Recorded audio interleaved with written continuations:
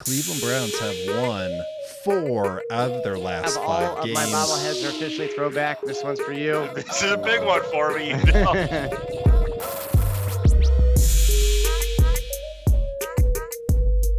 The trade deadline is coming up this Thursday.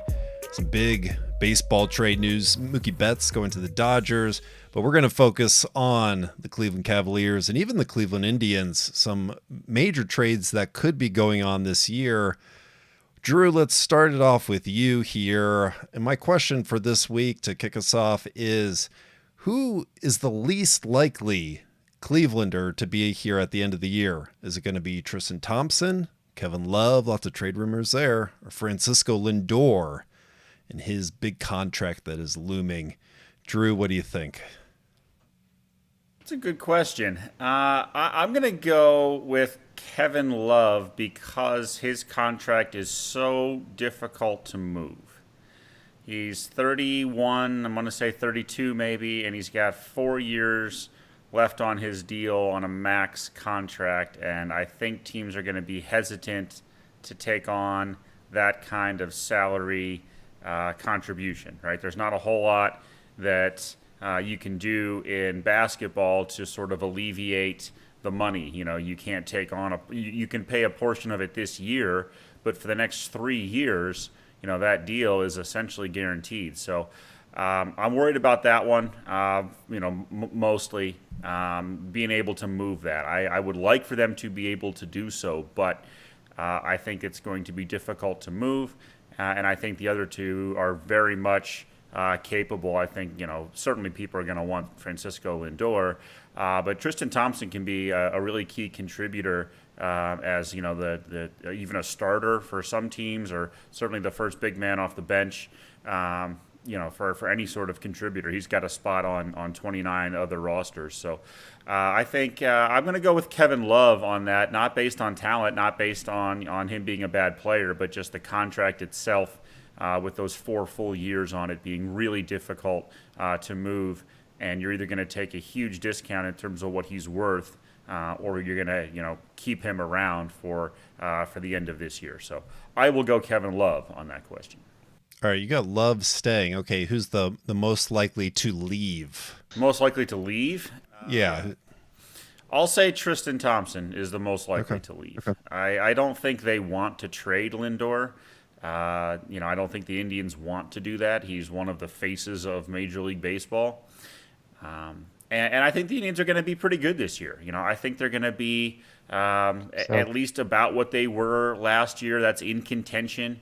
Right around the AL Central, close to the wild card, and I think if they can get one more outfield bat, that they will make the playoffs. I don't think they're going to go something ridiculous like 18-1 against the Tigers, but I think they can be a little more competitive against the other teams in the AL Central, and including some of the teams like the Red Sox, who as you mentioned, just gave up essentially their best player.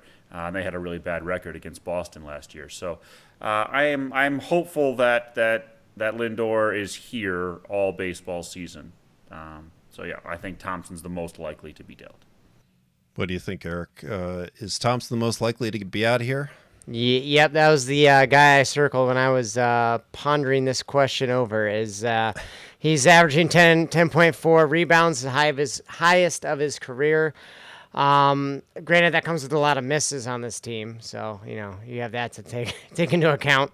2.1 assists most of his career, 11.9 points most of his career. He's not terribly young, but he still has a room that the next 4 or 5 years he's going to be on this same trajectory that a team would like to sign him, knows what they're getting. He's also making $18.5 million. It's expensive, but it could be a lot worse. Turn the page to Kevin Love, who's making just under $30 million, who is a couple years older than him. And he's averaging 9.8 rebounds. He's had 2 seasons lower than that in his last 12 years. So, not tremendous there. He's averaged 3 assists, which is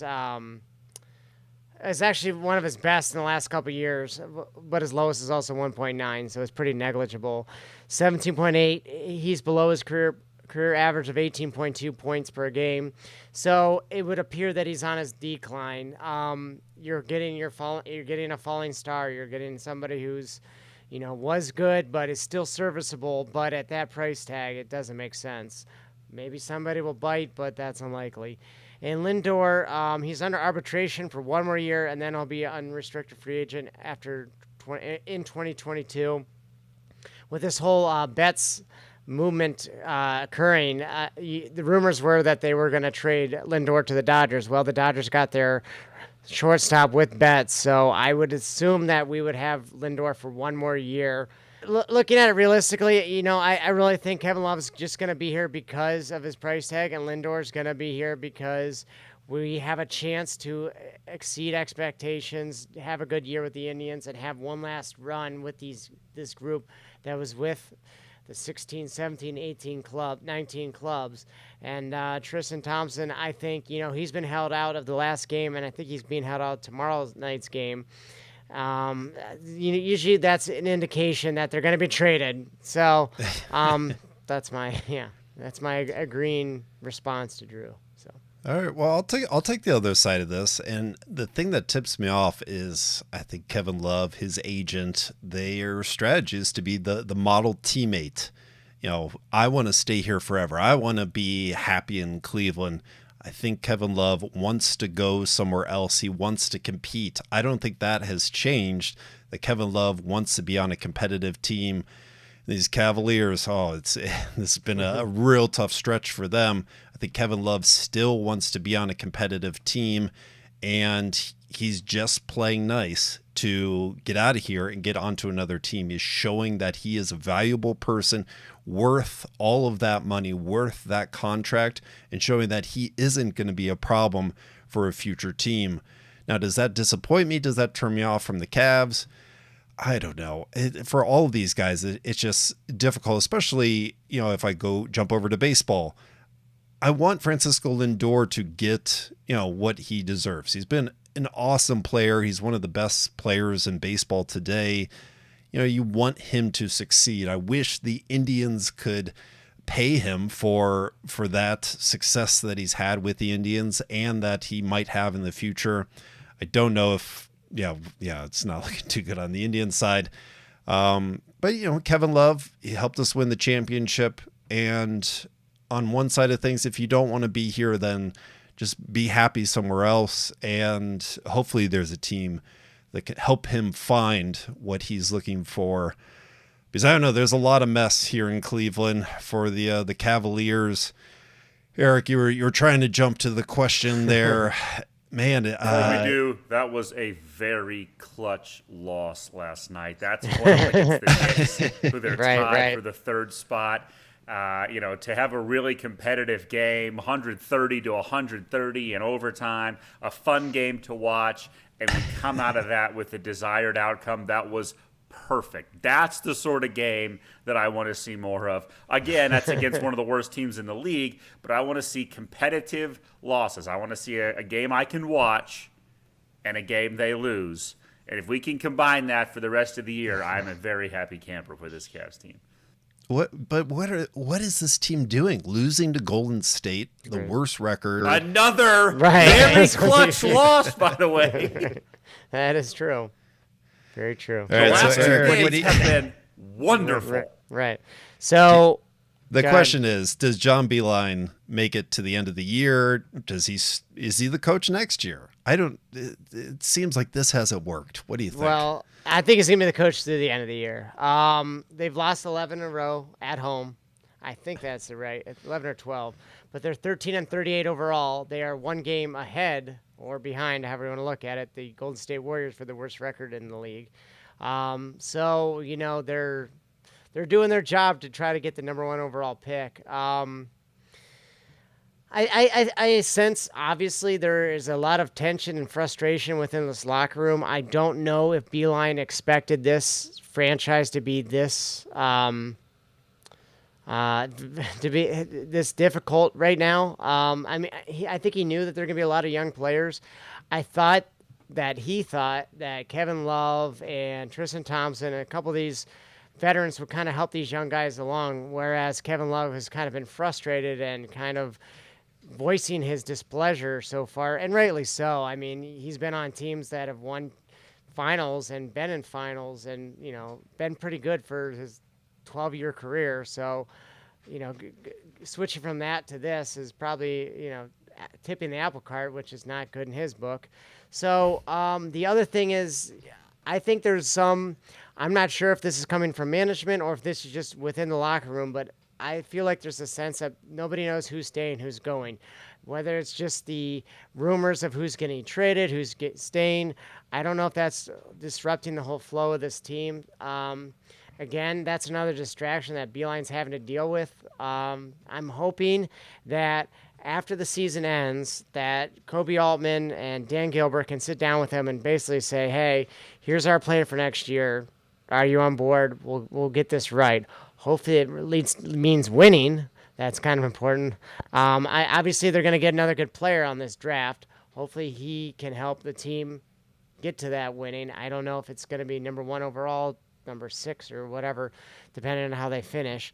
But I still think he could be a good coach for this team down the road, but I don't expect him realistically more than 3 or 4 years, simply because of his age, and I don't know how he's going to be working with the development of these group from these young guys to these veterans and what's going to happen with all these roster turnovers. So to answer your question, yes, he will be here through the end of this year. After that, I don't know. I'd like to see him at least for one more year with a little better roster to see what he can do, hopefully help improve the team, but it's not my decision. Maybe I'm the idiot here. I've always defended the Cavaliers roster. I've always liked the players that we have. I've liked Kevin Love, Tristan Thompson, when we had Jordan Clarkson, a lot of those role players. I liked the team that we had put together.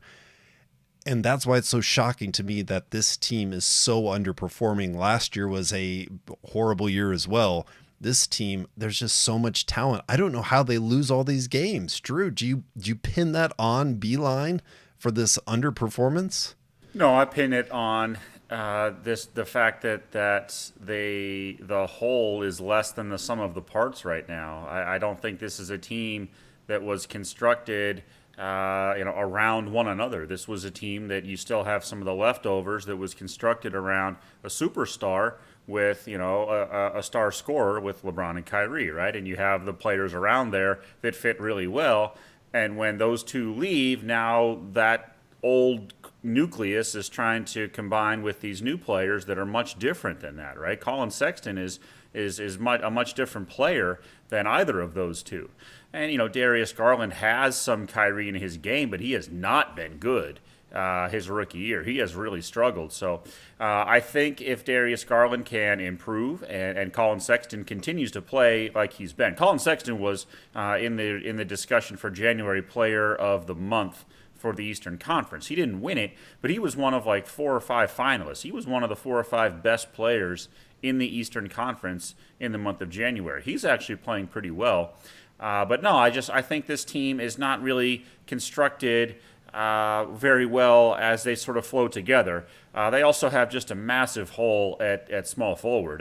This is a position that they've just refused to fill since the 2003 NBA draft when they drafted LeBron James. It's either his position or they might as well not even play anybody. I think Cedi Osman has been a very much below average player, a liability really on both ends of the floor. He's had some decent games, and when he's had decent games, they've been fairly competitive. So if they can get some type of player, some type of guy who can play small forward, who's maybe 6'7", out of the University of Belmont, who can shoot the 3 and play a little bit of defense. If they had a guy like that somewhere on this roster, I think they'd be better. I really do.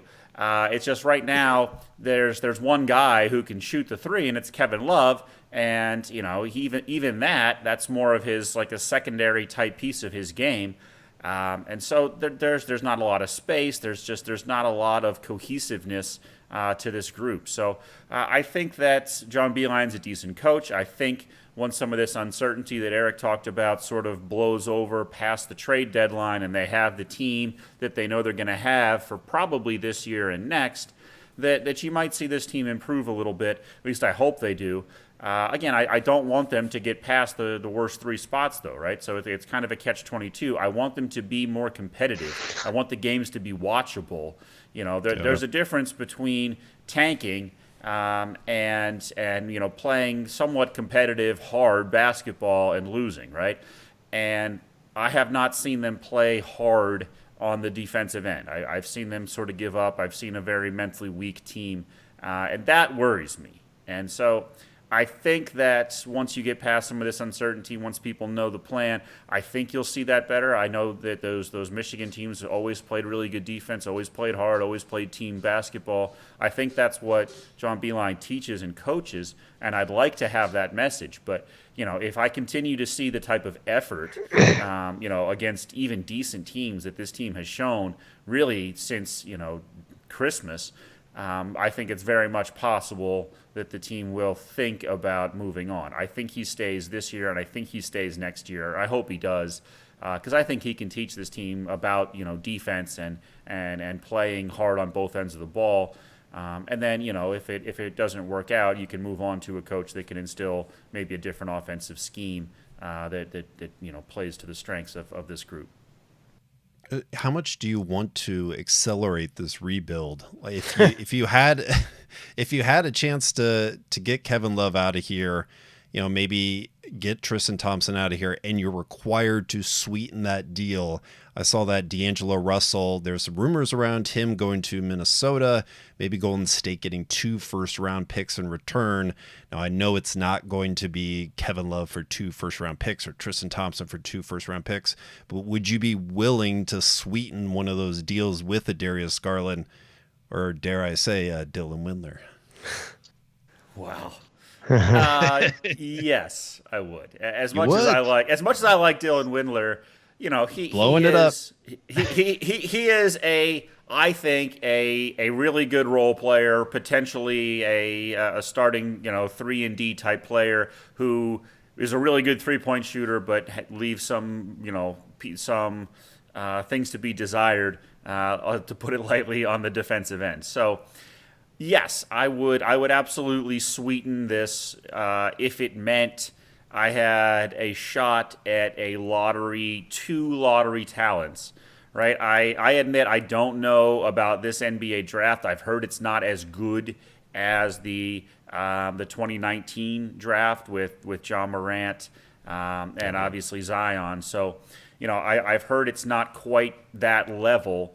So maybe I'm not willing to make that move this year, but I'm absolutely willing to listen. If they want one of the players that is not Colin Sexton or Darius Garland, and I'm even willing to listen about Darius Garland if it means I get like a really unprotected top type of a pick, I'm willing to listen about that. Colin Sexton's the only guy I personally am not moving on from right now because I think he's playing the best ball on the team. I know some Cavs fans are quick to sort of write him off for whatever reason, but I'd be certainly willing to move a piece if it meant I have a shot at a wing, a small forward or a shooting guard who can be a star, the next Harden or Clay, or you're not going to get the next LeBron, but somebody that can be a wing, that can be an elite scorer, and hopefully can contribute on the defensive end. If I can get that, I'm willing to move a lot of those pieces for it because that's what this team needs. These guys they're so young. They have so much more growth. Eric, what do you think? Would you touch Colin Sexton, Darius Garland, Kevin Porter Jr., any of those guys? Would you think about trading any of them just to get back into the draft? Well, this is a star-driven league, and, this isn't the NCAA where you can just rely on hustle and grit and, a couple guys that play good defense that can kind of get you a chance to win the championship. You need stars. That being said, Kevin Porter Jr. is the guy I really want to hold on to. But anybody else, I think I'd be fine with trading away for if we can have the rights to get a star, a bona fide star that will put us on national television, that will get 25 to 30 a night in his rookie season, and will get the team, frankly, over the hump, which is much needed, and win games. And, I mean, you see what Zion Williamson is doing. He's playing limited minutes, but whenever he comes in, like, all the fans are watching. He's scoring points. He's doing this. He's doing that. We need somebody like that. We had somebody like that for many years. We finally won a championship. I'm not saying the next guy is going to be LeBron James, but at least we need somebody who can kind of take over games, or somebody who can, be the best player on the court, at least for most nights. But right now we don't have that. I mean, Kevin Porter Jr., he's really impressed me. He's a really good player right now. I don't know what his ceiling is, but I would, trade. I want to keep him, but anybody else, I would trade him to get a guy who we can build around, if it's him and Porter and whoever else, and go from there. I'm just tired of seeing mediocre basketball or less than, and that's kind of been the case since 2018, I think, for the Cavs. Yeah, these guys, like I said, still very young. Golden State Warriors weren't the Golden State Warriors and Steph Curry and Klay Thompson's year ones or year twos. They had to build up that chemistry over years. I don't know if we're going to be the Golden State Warriors in 3 years, but I think they have a nucleus that's growing, just like the Browns have a nucleus, and hopefully the Cavs can start to compete, but it's probably going to be a rocky period of time here as the trade deadline draws near. Eric, Drew, thank you guys for joining, and we'll talk again soon. All right, talk to you later. Go Defenders. I had to look them up, sorry.